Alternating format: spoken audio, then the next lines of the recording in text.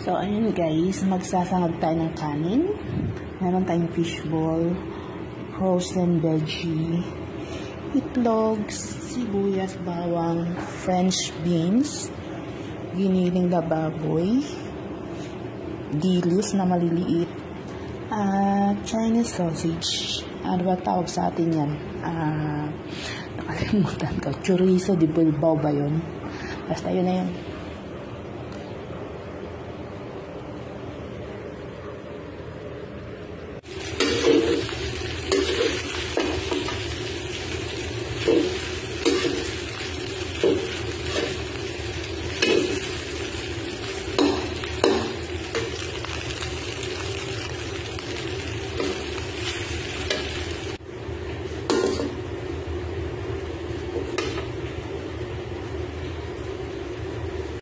Kainan na! Yan. Ito yung aming hapunan, guys.